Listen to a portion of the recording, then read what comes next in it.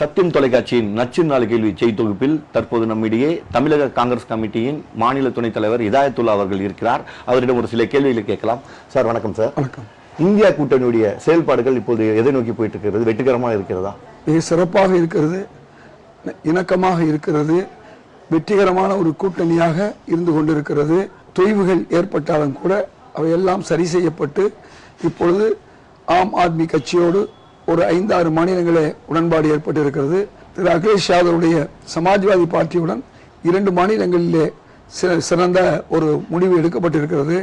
மகாராஷ்டிரா போன்ற மாநிலங்களிலே உத்தவ் தாக்கரே அவருடைய சிவசேனை கட்சி மற்றும் திரு சரத்பவார் அவருடைய தேசியவாத கட்சி 2 கட்சிகளும் ஒரு நல்ல சுமூக முடிவுகள் ஏற்பட்டு கொண்டிருக்கிறது. தமிழ்நாட்டிலும் இந்த கூட்டணி மிக வெற்றிகரமான நிலையில் இருக்கிறது. சார், தமிழகத்தில் பொறுத்த வரைக்கும் திமுக காங்கிரஸ் இரண்டாம் கட்ட பேச்சுவார்த்தை இன்னும் நடக்கவே இல்லை.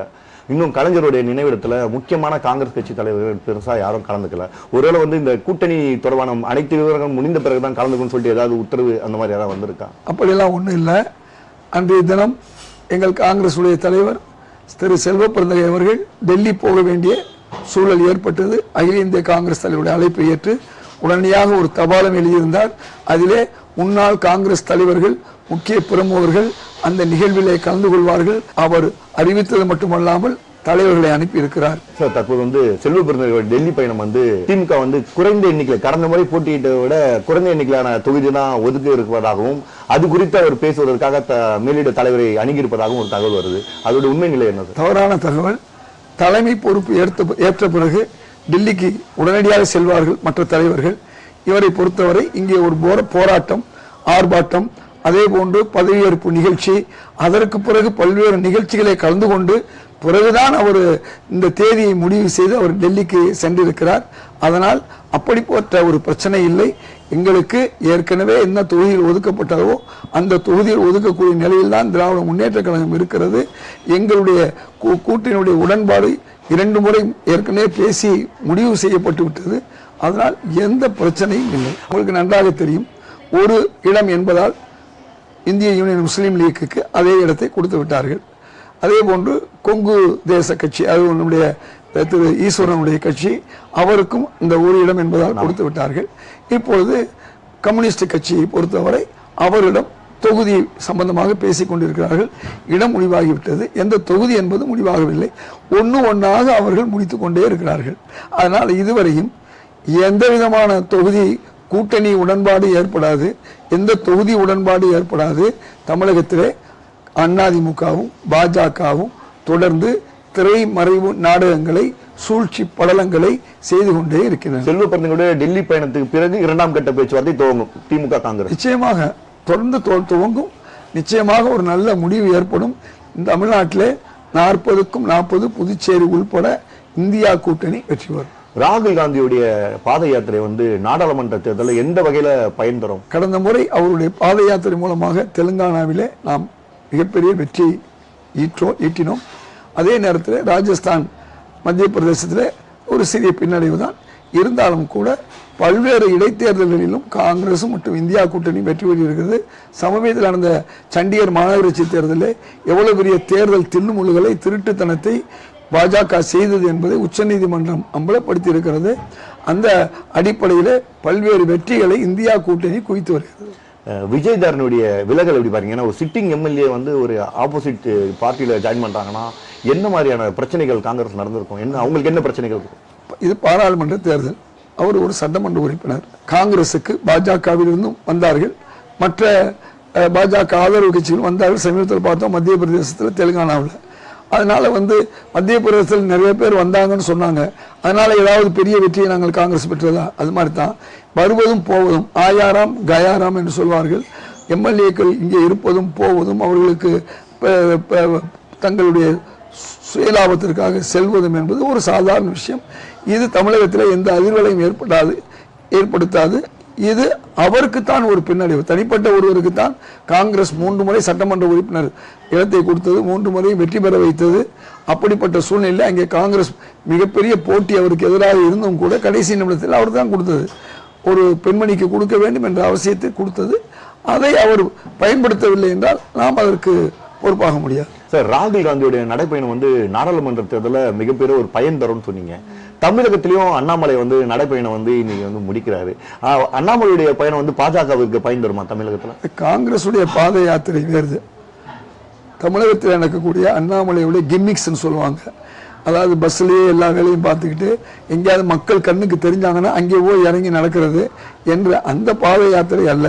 இதுவரை இந்தியாவில் யாரும் செய்யாத ஒரு பாத யாத்திரையை திரு ராகுல் காந்தி அவர்கள் தெற்கிலிருந்து வடக்கே செய்து முடித்தார். இப்பொழுது உங்களுக்கு கிழக்கிலிருந்து மேற்கே வந்து கொண்டிருக்கிறார். ராகுல் காந்தியுடைய யாத்திரை என்பது அரசியலுக்கு அப்பாற்பட்டு, பதவி அதிகாரத்துக்கு அப்பாற்பட்டு இந்திய மக்களை நேரில் பார்க்க வேண்டும் என்று எப்படி மகாத்மா காந்தி அவர்கள் இங்கே இந்தியாவுக்கு வந்த பிறகு கட்சியிலே எந்த பொறுப்பும் இல்லாமல் எந்த பதவியும் இல்லாமல் இந்தியாவை முதலில் சுற்றி இந்திய மக்களுடைய மனநிலைகளை அறிவேன் என்று மகாத்மா காந்தி சொன்னாரோ அந்த வேலையைத்தான் திரு ராகுல் காந்தி அவர்கள் இன்று செய்து கொண்டிருக்கிறார்கள். சார், தற்போது வந்து பாஜகவும் தன்னுடைய கூட்டணி வேலைகளை மிகவும் வேகமாக செஞ்சுட்டு இருக்காங்க. தமாக, ஐஜேகே, புதிய நீதி கட்சி என பல்வேறு கட்சிகளுடன் கூட்டணி குறித்து பேசிட்டு வராங்க. இந்த பாஜகவுடைய ஒரு மூன்றாவது அணியுடைய போட்டி வந்து திமுகவிற்கு பின்னடைவு ஏற்படுத்தும் நினைக்கிறீங்களா? பாஜக 2019 மிகப்பெரிய கட்சியான அதிமுகவோட இருந்து அவர்களால் ஒன்றும் செய்ய முடியல, ஒரு சீட்டு கூட வெல்ல முடியல. 2014 மோடிங்கிறவரோ பிஜேபிங்கிறதோ ஏதோ ஒரு கட்சி, தேசிய கட்சி போடலாம்னு நினைச்சு அன்னைக்கு விஜயகாந்த் அவர்கள் கூட்டணி இருந்ததன் காரணமாக அவர்கள் ஒரு இடத்துல வெல்ல முடிந்தது. அதனால அந்த ஒரு 14 கிடைச்ச வெற்றி கூட 19 கிடைக்கல. காரணம் பாஜகவில் ஏதோ ஒரு கட்சி நினைச்சாங்க.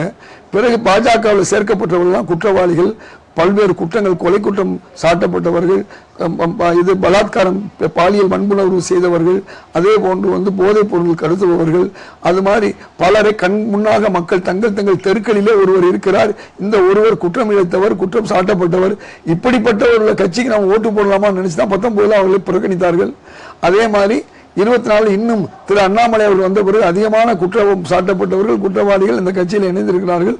பார்க்கக்கூடிய மக்கள் வாக்களிக்க மாட்டார்கள். பாஜகவை நிச்சயமாக வீழ்த்துவார்கள். நிச்சயமாக அவர்களுக்கு கடந்த முறை கிடைத்த 2014 கிடைத்த ஒரு பாராளுமன்ற உறுப்பினர் இடம் கூட இப்ப கிடைக்காது. இப்படி பல தலைவர்கள் ஒதுங்கும் போது அவர்களுடைய தோல்வி நிச்சயம் என்பது நமக்கு தெரிந்து போய்விட்டது. தமிழகத்தை பொறுத்த வரைக்கும் அடிக்கடி மோடி இப்போ வர மாதிரி இருக்குது. மோடியோட வருகை வந்து தமிழகத்துல பிஜேபிக்கு ஏதாவது புத்துயிர் தரும் அந்த மாதிரி? அதாவது இங்க ஒண்ணுமே இல்லாம இருக்கு, எதையாவது செய்யணும் தான் திரு மோடி அவர்கள் வந்துகிட்டு இருக்காரு. பிரதமர் அடிப்படையில் எதையாவது செஞ்சு நாம இலக்கை சந்திக்கலாம், வெற்றியை பெறலாம் நினைக்கிறாரு. நிச்சயமாக அது பகல் கனவாகத்தான் முடியும். அது முடவன் கொம்புத்தேனுக்கு ஆசைப்பட்டதாகத்தான் முடியும். மோடி அவர்களுடைய அந்த பயணம் ஒரு விளம்பரத்துக்காக இருக்கலாமே ஒழிய வெற்றிக்காக இருக்காது. பாஜகவிற்கு எதிராக, மத்திய அரசுக்கு எதிராக திமுக, காங்கிரஸ் ஒரு பிரச்சாரத்தை வந்து முன்னெடுக்குது என்றால் எந்த மாதிரியான மக்களிடம் வந்து பிரச்சாரத்தை கொண்டு போவீங்க? ரொம்ப தெளிவு, நான் ஏற்கனவே சொன்னேன். பாஜக வந்து தமிழகத்துக்கு எதிராக இருக்கு, தமிழ் மக்களுக்கு எதிராக இருக்கு, தமிழ் மொழிக்கு எதிராக இருக்குது, மாநில சுயாட்சிக்கு எதிராக இருக்கு, அது மட்டுமல்ல தமிழகத்துடைய வளர்ச்சிக்கு எதிராக இருக்கு. அதை ஆதரிக்க ஒரு கட்சியாக நேற்று வரை இருந்த அதிமுக இன்னைக்கு நாங்கள் பாஜகவுடன் கூட்டணி இல்லைன்னு சொல்றதுனால மக்கள் நம்பிவிட மாட்டார்கள். சிறுபான்மை மக்களுக்கு எதிராக இருந்த கட்சி தான், பெரும்பான்மை மக்களுக்கு எதிராக இருந்த கட்சி தான். தமிழ்நாட்டு தமிழர்களுக்கு தமிழ்நாட்டுடைய வேலை கூட இல்லாம 15 விழுக்காடு வடநாட்டுக்கு தரலாம்னு சட்டம் போட்ட சொன்ன பாஜக அதை ஏற்ற அதிமுக பற்றி மக்களுக்கு தெரியும். எடப்பாடி பழனிசாமி அவர்களுடைய தலைமையில் இருக்கக்கூடிய அதிமுக, திரு அண்ணாமலை தலைமையில் பாஜக எப்படிப்பட்ட கட்சியில் என்பது மக்களுக்கு தெரியும். மிகப்பெரிய தோல்வியை 2 பேரும் சந்திப்பார்கள். பாஜக பொறுத்த வரைக்கும் எங்களுக்கு வந்து பிரதமர் வேட்பாளர் இருக்காரு, மோடி தான் எங்களுடைய பிரதமர் வேட்பாளர், நாங்க வெளிப்படையா சொல்றோம். ஆனா இந்தியா கூட்டணி பொறுத்த வரைக்கும் பிரதமர் வேட்பாளர் யாருன்னே தெரியல, வெளிப்படையா சொல்ல மாட்டாங்க. ஏஜென்ட்களும் அந்த மாதிரி இல்ல அப்படின்றாங்க. அது இந்தியாவில் 1977, 1989, 1996, 98 எதுலையுமே பிரதமர் வேட்பாளர் அறிவிக்கப்படாம தான் எதிர்கட்சியில் வந்தது. ஆளும் காங்கிரஸ் கட்சி 2004 பிரதமர் வேட்பாளர் சொல்லாமே 10 ஆண்டுகள் ஆட்சி நடந்துச்சு. அதனால பிரதமர் வேட்பாளர் இருந்துதான் ஆகணுங்கிற அவசியம் இல்லை. நன்றி, வாழ்த்துக்கள். நம்முடைய பல்வேறு கேள்விகளுக்கு தமிழக காங்கிரஸ் கமிட்டியின் மாநில துணைத் தலைவர் இதாயத்துல்லா அவர்கள் பதிலளித்துள்ளார். மீண்டும் வேறொரு நிகழ்ச்சியில் வேறொரு பிரபலத்துடன் சந்திப்போம். நன்றி, வணக்கம்.